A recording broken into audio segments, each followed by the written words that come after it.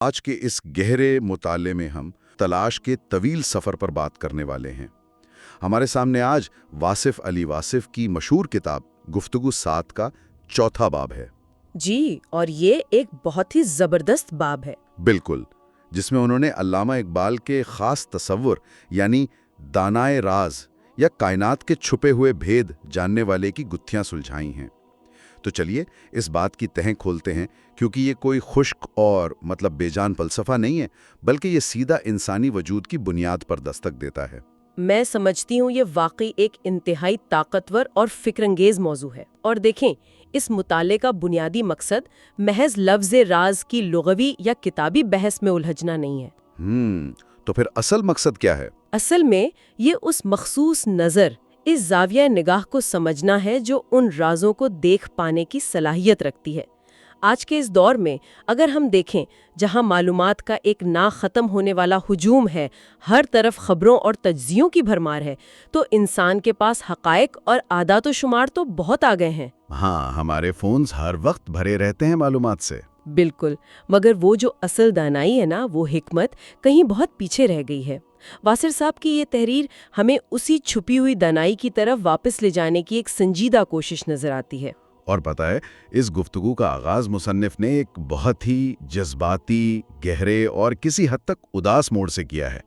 وہ علامہ اقبال کے آخری وقت کا ذکر کرتے ہیں۔ جی، وہ وقت جب ان کی صحت کافی گر چکی تھی۔ ہاں، اقبال جنہوں نے اپنی شاعری اور فلسفے سے پورے برصغیر کے مسلمانوں میں ایک نئی روح پھونک دی، وہ اپنی زندگی کے آخری ایام میں ایک عجیب سی الجھن یا آپ کہہ لیں ایک گہرے خدشے کا شکار نظر آتے ہیں۔ اور وہ خدشہ کیا تھا؟ وہ یہی سوچ رہے تھے کہ معلوم نہیں ان کے اس دنیا سے جانے کے بعد کوئی دانائے راز آئے گا بھی یا نہیں۔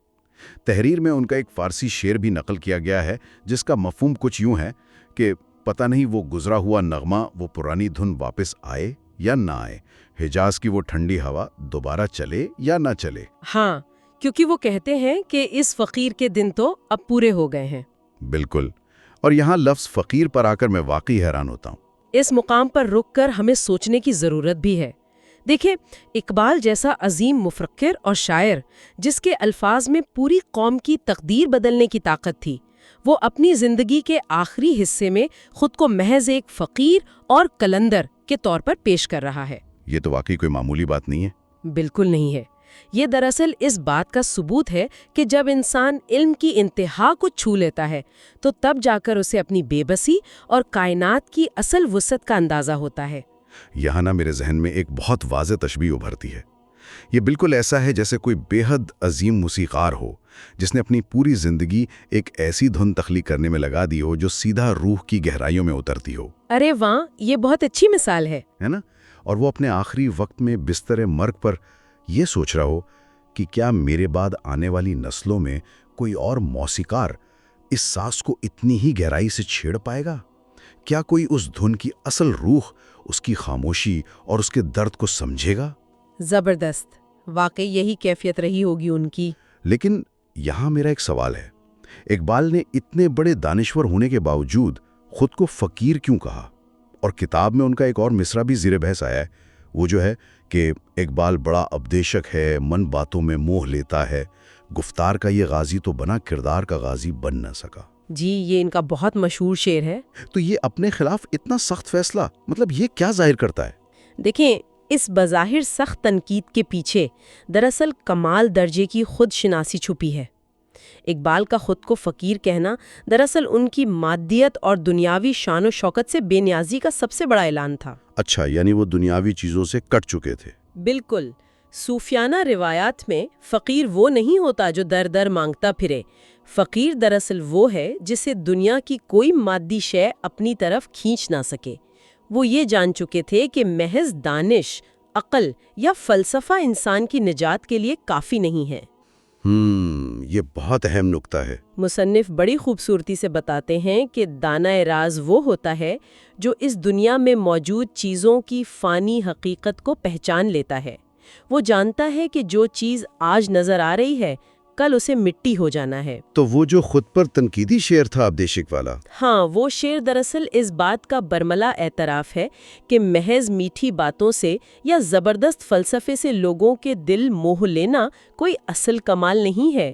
اصل کمال تو وہ کردار ہے جو اس نسیم حجاز یعنی عرب کی ان پاکیزہ ہواؤں سے بنتا ہے جو مدینہ سے چلتی ہیں۔ یعنی وہ روحانی تعلق جو مدینے کی سرزمین سے جڑا ہے، جو انسان کے اندر ایک انقلاب برپا کر دیتا ہے، اس کے بغیر محض باتوں کی کوئی وقت نہیں۔ مادی ترقی اور دانش، جسے وہ دانش فرنگ پکارتے ہیں، ان کی آنکھوں کو چکا چوند نہیں کر سکتی۔ صحیح۔ ان کے نزدیک دانائے راز وہ شخص ہے جو زمین پر چلتا تو عام انسانوں کی طرح ہے، بازاروں سے گزرتا ہے، روزمرہ کے کام کرتا ہے، مگر اس کا جو باطنی رابطہ ہے نا، وہ سیدھا خالق کائنات سے جڑا ہوتا ہے۔ اس کی روح آسمانوں سے کلام کرتی ہے۔ یہ تو مطلب ایک بہت ہی بلند اور کٹھن روحانی مقام ہو گیا۔ اب اگر دانائے راز کا زاویہ نگاہ عام انسانوں سے اس قدر مختلف اور بلند ہے، تو سوال یہ ہے کہ وہ اس عام سی خامیوں سے بھری دنیا کو دیکھتا کیسے ہے؟ اور یہی وہ مقام ہے جہاں تحریر ایک نیا رخ لیتی ہے۔ جی بالکل، کیونکہ یہاں آ کر تحریر واقعی ایک بہت دلچسپ مگر پیچیدہ موڑ لیتی ہے۔ مصنف نے ایک ایسی بات لکھی ہے جو پہلی بار پڑھنے میں کسی بھی باشعور انسان کو الجھا کر رکھ دیتی ہے۔ جی ہاں، وہ کفر اور ایمان والی بات نا۔ ہاں، وہ لکھتے ہیں کہ دانائے راز کو کافروں کے اندر بھی ایمان نظر آتا ہے۔ یہ وہ حساس مقام ہے جہاں عام انسانی عقل، جسے ہم منطق کہتے ہیں، وہ ٹھوکر کھا جاتی ہے اور اس کے پیمانے ٹوٹنے لگتے ہیں۔ مطلب یہاں عقل واقعی تسلیم نہیں کرتی۔ ایک عام انسان تو ظاہری برائی کو برائی ہی کہے گا نا۔ جو کفر ہے وہ کفر ہے، جو اندھیرا ہے اسے اندھیرا ہی ماننا پڑے گا۔ بظاہر تو ایسا ہی ہے۔ تو یہ ایک ایسی نظر ہے جو سری کفر میں بھی ایمان کا ماخذ ڈھونڈ رہی ہے۔ مجھے تو لگتا ہے کہ کہیں ہم اس طرح حقائق سے آنکھیں تو نہیں چرا رہے۔ کیا یہ برائی کو نظر انداز کرنے والی بات نہیں ہے؟ دیکھیں، بظاہر یہ واقعی ایک بہت بڑا تضاد یا ایک عجیب سی پہیلی معلوم ہوتی ہے، لیکن اگر ہم اس نظریے کو ذرا وسیع تر اور روحانی تناظر میں دیکھیں نا، تو معلوم ہوگا کہ یہ حقائق سے نظریں چرانا ہرگز نہیں ہے۔ تو پھر یہ کیا ہے؟ یہ بصیرت اور ہمدردی کی انتہا ہے۔ مصنف اس کی گہری منطق کچھ یوں بیان کرتے ہیں کہ عام انسان کی جو نظر ہوتی ہے وہ صرف حال تک محدود ہوتی ہے، صرف اس لمحے تک جو اس کے سامنے ہے۔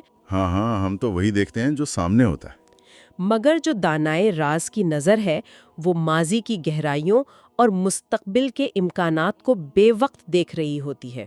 وہ جانتا ہے کہ یہ تمام انسان، چاہے وہ آج کتنے ہی بھٹکے ہوئے کیوں نہ ہو، بالآخر تو حضرت آدم علیہ السلام اور حضرت نوح علیہ السلام کی اولاد ہے نا۔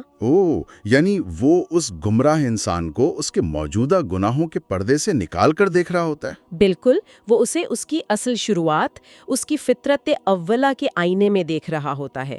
ان بھٹکے ہوئے انسانوں کے آباء و اجداد کسی وقت میں اللہ کے فرما بردار تھے، تو دانائے راز اس کفر کے دور سے پہلے کے اس سنہرے دور کو دیکھتا ہے جب ان کی روح پاک تھی۔ کیا کمال کی نظر ہے! اور پھر وہ ایک عظیم الشان امید کے ساتھ مستقبل کو بھی دیکھتا ہے کہ یہ دل جو آج اندھیرے میں ہیں، کچھ عرصے بعد توبہ کے دروازے سے گزر کر پھر راہ راست پر آ جائیں گے۔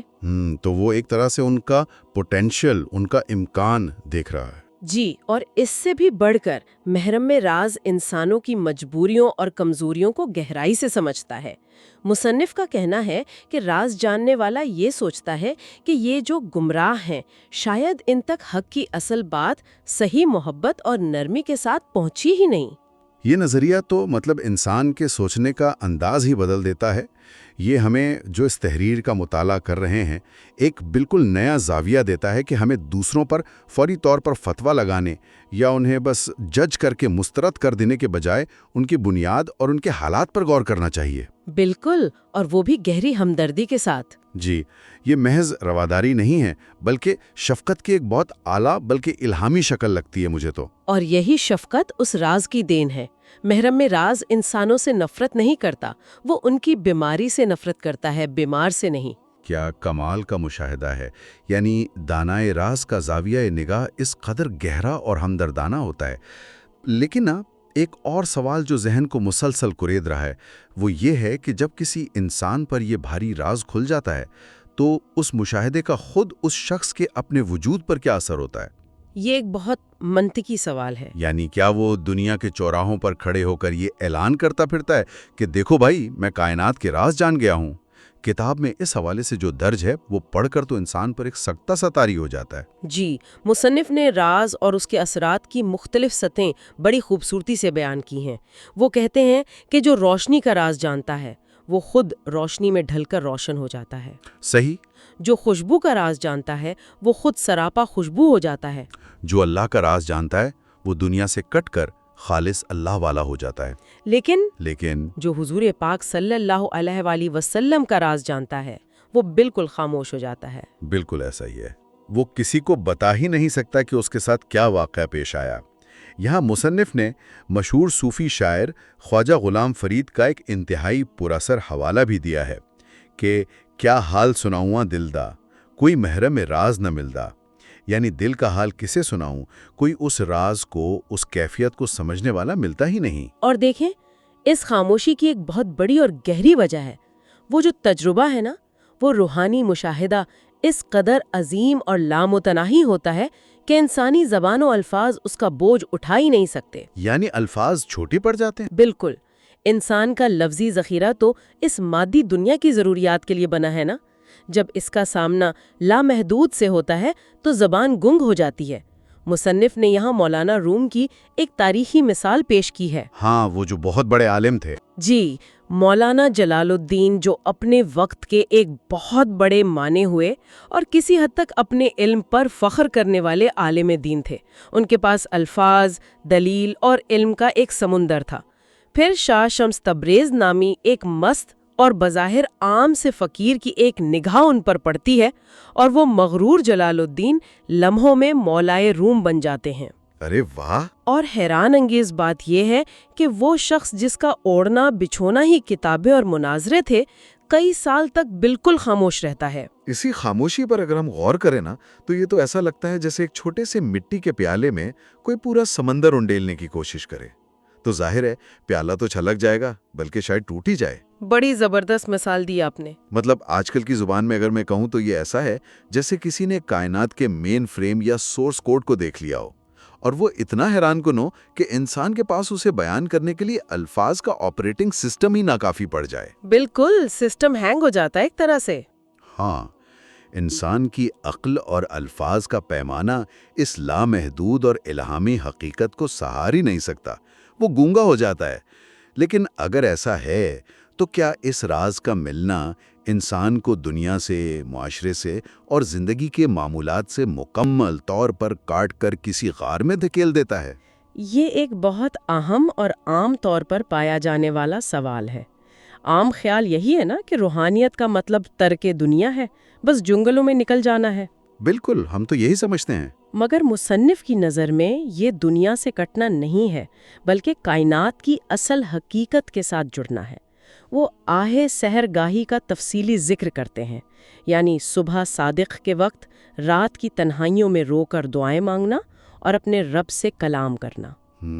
رات کی خاموشی میں۔ جی، اور مصنف دعویٰ کرتے ہیں کہ اسی آہ سحر گاہی نے فرید الدین عطار، مولانا رومی، امام رازی اور امام غزالی جیسے عظیم لوگ پیدا کیے۔ یہ راز جاننے والے لوگ معاشرے سے کٹتے نہیں ہیں، بلکہ وہ اس کائنات کا، اس معاشرے کا اصل مرکز بن جاتے ہیں۔ صحیح۔ بلکہ مصنف تو ایک بہت خوبصورت اور چونکا دینے والی بات کہتے ہیں کہ ماضی کے عظیم صوفیہ کے مزارات اور خانقاہیں، جنہیں وہ مرکز تجلیات پکارتے ہیں، آج کے زندہ انسانوں اور روشن شہروں سے زیادہ روشن اور زندہ ہیں۔ یعنی جو دنیا کی نظر میں مر چکے ہیں، ان کی خاموش آرام گاہیں ہماری دوڑتی بھاگتی شور مچاتی زندگیوں سے زیادہ زندگی اور سکون رکھتی ہیں۔ یہی تو اس راز کا کمال ہے۔ محرم راز کے لیے رات اور دن، زندگی اور موت کے مروجہ معنی ہی بدل جاتے ہیں۔ اس کے باطن میں ایسی تبدیلی آتی ہے کہ آسمان زمین اور زمین آسمان محسوس ہونے لگتی ہے۔ سبحان اللہ۔ وہ دنیا کے ہجوم اور شور و غل میں ایک پرسکون تنہائی محسوس کرتا ہے، اور جب وہ تنہا ہوتا ہے تو اسے اپنے ارد گرد فرشتوں اور تجلیات کا پورا ہجوم نظر آتا ہے۔ وہ دنیا سے بھاگتا نہیں ہے، بلکہ وہ دنیا کو ایک بالکل نئی، حقیقی اور شفاف سطح پر محسوس کرنے لگتا ہے۔ یہ سب سن کر نا ایک طرف تو انسان واقعی مروب ہو جاتا ہے کہ ماضی میں ایسے عظیم فلسفے اور روحانی ہستیاں گزری ہیں جن کا مشاہدہ اس قدر بلند تھا، لیکن یہاں ایک بہت عملی اور زمینی سوال پیدا ہوتا ہے۔ جی پوچھیے۔ آج کے اس جدید، مصروف اور مشینی دور میں جہاں ہر شخص صبح سے شام تک بس معاشی اور سماجی دوڑ میں ہانپ رہا ہے، ایک عام انسان کا اس قدامت پسند اور گہرے راز سے کیا تعلق ہو سکتا ہے؟ یہ بہت ضروری سوال ہے آج کے دور کے حساب سے۔ ہاں نا؟ کیا روحانی کنیکشن یا محرم راز بننے کے لیے آج کے انسان کو بھی کسی خاص پہاڑ کی چوٹی پر جانے یا اپنا گھر بار اور نوکری چھوڑ چھاڑ کر بیٹھنے کی ضرورت ہے؟ یہ اس پوری تحریر کا وہ شاندار حصہ ہے جہاں مصنف نے اس انتہائی بلند و بالا فلسفے کو ایک عام آدمی کی روزمرہ زندگی کی سطح پر لا کر کھڑا کر دیا ہے۔ وہ اس غلط فہمی کو دور کرتے ہیں کہ خدا نے اس دنیا کو کسی چابی والے کھلونے کی طرح بنا کر چھوڑ دیا ہے۔ چابی والا کھلونا مطلب یہ سوچ کہ بس ایک بار چابی بھری اور اب یہ دنیا اپنے میکینکی انداز میں خود بخود چل رہی ہے اور خدا کا کوئی دخل نہیں۔ ایسا ہرگز نہیں ہے۔ خدا قدم قدم پر ہر لمحے اپنی مخلوق کے ساتھ موجود ہے۔ مصنف قرآنی حوالے سے بتاتے ہیں کہ کل من علیہا فانن، یعنی اس دنیا کی اور کائنات کی ہر مادی چیز بالآخر فانی ہے، ہر چیز کو ختم ہو جانا ہے۔ اگر کوئی ذات ہمیشہ باقی رہنے والی ہے تو وہ صرف اور صرف رب کی ذات ہے۔ اور اسی تسلسل میں انہوں نے حضور پاک صلی اللہ علیہ وآلہ وسلم کے ذکر کی بلندی اور اس کی ابدیت کی بھی بات کی ہے نا؟ بالکل، وہ قرآن کی آیت وَرَفَعْنَا لَكَ ذِكْرَكَ کا حوالہ دیتے ہیں کہ 1400 سال گزر جانے کے بعد بھی آج کے اس جدید دور میں بھی ان کا نام اور ذکر مسلسل بلند ہو رہا ہے۔ جی بالکل۔ وہ بتاتے ہیں کہ تھامس کارلائل جیسے مغربی مصنف نے بھی، جو کسی اور پیغمبر یا الہامی کتاب کو نہیں مانتا تھا، اس نے بھی اپنی تحریروں میں آپ صلی اللہ علیہ وآلہ وسلم کی سچائی اور عظمت کی دل کھول کر تعریف کی ہے۔ مصنف یہ ثابت کرنا چاہتے ہیں کہ حق اور راز کا تعلق کسی خاص زمانے، صدی یا کسی مخصوص جغرافیائی مقام کا محتاج نہیں ہوتا۔ تو اس کا واضح مطلب یہ ہوا کہ انسان اپنی عام زندگی میں کسی دفتر کی کرسی پر یا کسی دکان کے کاؤنٹر پر بیٹھے ہوئے بھی اس عظیم تلاش کا حصہ بن سکتا ہے۔ مصنف نے دکاندار اور دفتر میں کام کرنے والے عام شخص کی جو مثال دی ہے وہ بھی اسی لیے دی ہے۔ بالکل اسی لیے دی ہے، اور یہاں جو بات سب سے زیادہ متاثر کن ہے اور جس پر ہم عمل کر سکتے ہیں وہ یہ ہے کہ مصنف یقین دلاتے ہیں کہ انسان کو خدا یا اس کے راز تلاش کرنے کے لیے کسی جنگل یا غار میں جانے کی کوئی ضرورت نہیں۔ تو وہیں بیٹھے بیٹھے کیسے ہوگا یہ سب؟ کوئی شخص دکان میں بیٹھا ہو یا دفتر میں اپنی ڈیوٹی کر رہا ہو، وہ بس سچے دل اور خالص نیت کے ساتھ اپنے اندر یہ طلب لے کر بیٹھے کہ یا اللہ آج مجھے کسی اپنے نیک بندے سے ملا دے۔ ارے واہ، بس اتنی سی بات؟ جی، مصنف کا دعویٰ ہے کہ اگر یہ انتظار سچا ہو، نیت میں کھوٹ نہ ہو، تو اللہ کا وہ بندہ کسی بھی روپ میں آ سکتا ہے۔ وہ کوئی عام سا غریب انسان ہو سکتا ہے، کوئی امیر شخص ہو سکتا ہے، یا کوئی سائل بن کر آ سکتا ہے۔ اور وہ آتے آتے کوئی ایسی راز کی بات، کوئی ایسا خاموش اشارہ دے کر چلا جائے گا جو اس دکاندار یا دفتر والے کی دنیا بدل دے گا۔ یہ سارا دار و مدار خالص نیت، طلب اور جاگتے ہوئے دل پر ہے۔ کیا بات ہے! یعنی باہر کی دنیا میں بھاگ دوڑ کرنے اور تلاش کرنے سے کہیں زیادہ اہم یہ اپنے اندر کی جگہ خالی کرنے اور ہر وقت تیار رہنے کی بات ہے۔ مصنف نے اس کیفیت کو سمجھانے کے لیے ایک آئینے کی حیرت انگیز اور منفرد مثال بھی دی ہے۔ جی، وہ بہت دلچسپ مثال ہے۔ وہ لکھتے ہیں کہ فرض کریں ایک انسان شیشے کے سامنے کھڑا اپنا بوڑھا اور کمزور ہوتا چہرہ دیکھ کر افسوس کر رہا ہو، اس کی جھریاں اسے مایوس کر رہی ہوں، اور اچانک اس بے جان آئینے کے اندر سے آواز آئے کہ تم کس بات پر افسردہ ہو، زندگی تو بہت شاندار اور ابدی ہے، تو وہ انسان کس قدر حیران و ششدر رہ جائے گا۔ بالکل، اور اس شاندار مثال کے ذریعے وہ دراصل یہ گہرا نقطہ سمجھا رہے ہیں کہ ہم سب نے اپنا اصل، اپنا روحانی وجود کہیں گم کر دیا ہے، اور ہم اسے باہر کی مادی دنیا میں، دوسروں کے چہروں میں، چیزوں میں تلاش کرنے نکلے ہوئے ہیں۔ ہاں، ہم باہر ڈھونڈتے رہتے ہیں۔ یہ جو جدید انسان کے اندر ایک مسلسل بے چینی ہے نا، ایک ایسا خلا ہے جو کسی بھی کامیابی سے نہیں بھرتا، یہ دراصل اپنے آپ کی تلاش کا درد ہے۔ اور جب دو ایسے محرم راز جو اپنے اندر کے آئینے کو صاف کر چکے ہوتے ہیں زندگی میں پہلی بار بھی ایک دوسرے سے ملتے ہیں تو انہیں اجنبیت کا احساس نہیں ہوتا۔ یعنی وہ ایک دوسرے کو پہچان لیتے ہیں؟ جی، انہیں یوں محسوس ہوتا ہے جیسے وہ صدیوں سے ایک دوسرے کو جانتے ہیں۔ یہ روحوں کا قدیم تعلق ہے۔ اور اس خالص روحانی تعلق کے لیے جغرافیہ یا زمین کا فاصلہ بھی کوئی معنی نہیں رکھتا۔ کتاب میں وہ جو کربلا اور گامیشا جو لاہور میں ہے اس کی جو مثال دی گئی ہے وہ اسی وسیع نظریے کو ثابت کرتی ہے نا کہ ہمیں سجدہ کرنے سے کام ہے، جو وہاں نہیں تو یہاں صحیح۔ بالکل۔ یعنی اگر انسان ظاہری طور پر کسی مقدس مقام پر نہیں پہنچ سکتا تو اصل چیز اس کا اندرونی تعلق، اس کی نیت اور اس کا سچا عقیدہ ہے۔ یہ ایک بہت پختہ صوفیانہ عقیدہ ہے۔ جاننے والے اور یقین رکھنے والے کے لیے وہ ذات جہاں ہے وہیں موجود ہے، اور نہ جاننے والے شکی مزاج انسان کے لیے نہ وہ ذات وہاں ہے اور نہ یہاں ہے۔ یہ سارا کھیل ظاہری سفر کا نہیں بلکہ باطنی بصیرت اور غیر متزلزل یقین کا ہے۔ تو اس طویل اور گہری بحث کا لب و لباب کیا ہے؟ اگر ہم آج کی اس پوری گفتگو، اس گہرے مطالعے کا نچوڑ نکالیں تو واصف علی واصف کی اس شاہکار تحریر سے یہ بالکل واضح ہو جاتا ہے کہ دانائے راز یا محرم راز ہونا کسی یونیورسٹی کی ڈگری کا نام نہیں ہے۔ جی بالکل بھی نہیں۔ یہ محض کتابیں پڑھ کر معلومات اکٹھا کرنے یا مشکل فلسفیانہ اصطلاحات رٹ لینے کا نام بھی نہیں ہے۔ یہ دراصل ایک خالص روحانی کیفیت ہے، ایک ایسا غیر متزلزل اور پختہ یقین ہے جہاں انسان کو اس کائنات کی ہر شے، ہر رتبہ اور ہر طاقت فانی نظر آتی ہے، اور صرف رب کی ذات اور اس کے محبوب کا ذکر ہمیشہ کے لیے باقی نظر آتا ہے۔ میں کہوں گی کہ اس مطالعے کا سب سے اہم سبق یہی ہے، اور یہ تحریر آج کے سننے والوں کے لیے ایک بہت بروقت یاد دہانی ہے کہ ہم نے معلومات کے اس شور و غل، اس تیز رفتار ڈیجیٹل ہجوم اور مادی دوڑ میں اپنا اصل چہرہ، اپنا حقیقی وجود کہیں گم کر دیا ہے۔ بالکل۔ یہ تحریر ہمیں رکنے، تھوڑا سانس لینے اور اس گمشدہ خود کو اپنے ہی اندر تلاش کرنے کی دعوت دیتی ہے۔ وہی بات جو ہم نے بالکل شروع میں کی تھی، چابیوں کے گھمانے والی۔ مادی چابیاں مل بھی جائیں تو جو سکون ملتا ہے وہ عارضی ہوتا ہے، کل کوئی اور چیز گم ہو جائے گی۔ جی ایسا ہی ہے۔ لیکن اگر انسان ایک بار خود کو پالے، اپنے اندر کے راز کو جان لے، تو شاید پھر اسے تاحیات کوئی اور چیز تلاش کرنے کی یا کسی چیز کے چھن جانے پر رونے کی ضرورت ہی نہ رہے۔ بالکل صحیح کہا آپ نے۔ تو اس پوری فکر انگیز بحث کو سمیٹتے ہوئے ایک سوال جو ہم سب کو آج اپنے آپ سے اپنی تنہائی میں ضرور پوچھنا چاہیے۔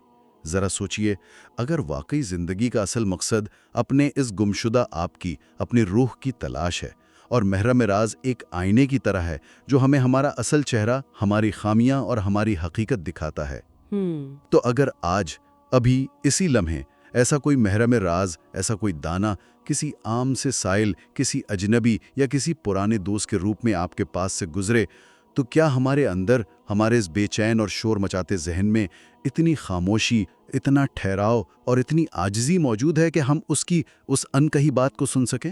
یہ واقعی سوچنے کی بات ہے۔ یا ہم ابھی بھی اندھیرے میں صرف دنیاوی چابیاں ہی ڈھونڈ رہے ہیں؟ اس پر ضرور غور کیجیے گا۔